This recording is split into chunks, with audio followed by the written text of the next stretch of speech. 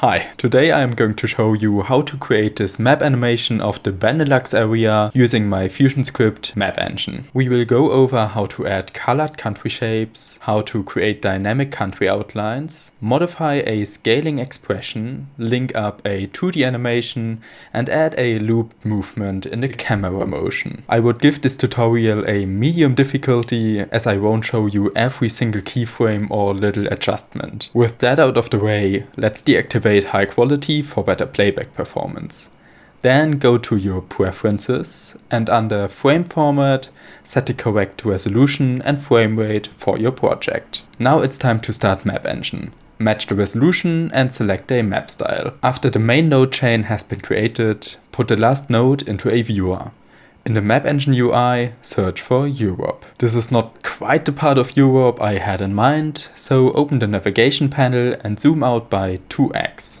Save this position as a locator and set the first keyframe. This is all the preparations needed so far, which means it is time to load up an all-world GeoJSON and search for Luxembourg, Belgium and the Netherlands. I will leave a link to a free download in the description. Draw them out as separates to be able to control each country's color individually. I'm making the Netherlands orange, Belgium yellowish and Luxembourg blue. In the merge that connects the features to the main chain, turn the apply mode to overlay. This is the very basics done, so let's turn to the country outline. Grab the last feature anchor merge output and pipe it into the mask input of a background node. When you put the background node into the viewer, you should see the countries as a solid black shape. Add an erode dilate node after the background and merge its output over the feature merge. Then grab a channel boolean. Pipe the background node into the yellow input and the erode dilate node into the green input. Put the channel boolean into the viewer and set the operation to subtract. By reducing the amount value in the erode dilate node, you can control the border thickness. Connect the channel boolean to the green input of the merge that erode dilate is currently connected to. Lastly, select the background node and change the color to white. In the node, you can reduce the blend to make it less distracting. This is a huge part of the layout already done. The next thing to add is scaling country labels. Using the locators plus go to every country and add a label. When you zoom out, you might notice that text clips into each other, so we need to change the scale. But that scale value is controlled via an expression. This looks scary, but when you go to the very end, there is a multiplier.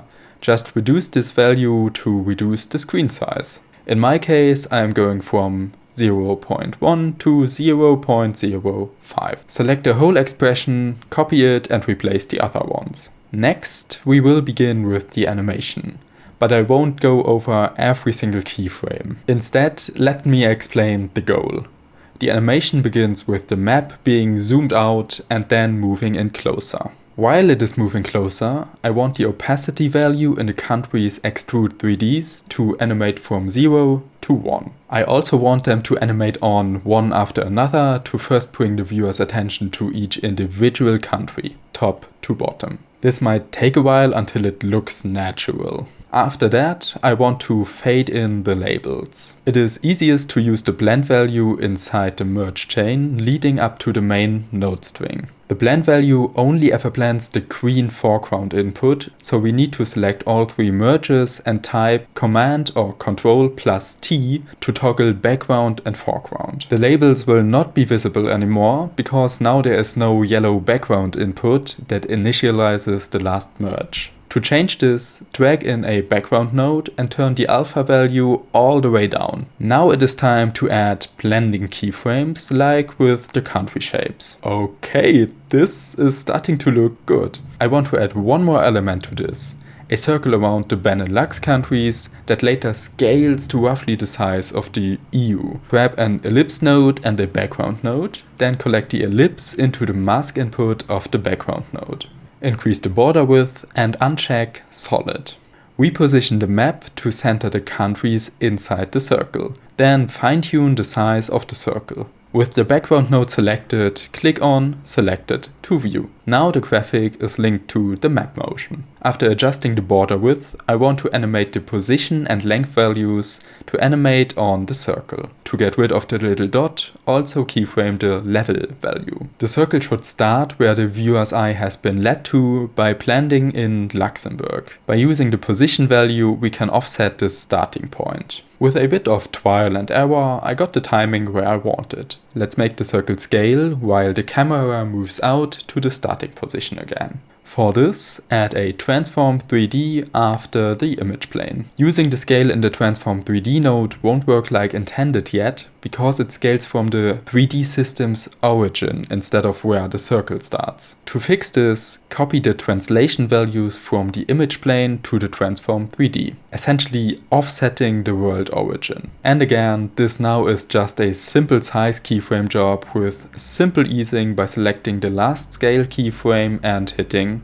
F. As a final touch, to make the animation more interesting, I copied a chapter out of Boone Loves Video's playbook. I removed all the existing keyframes from orbit and pitch inside CompCon. Then I added 2 keyframes on each variable that will be looped. In Fusion, this is really simple to do.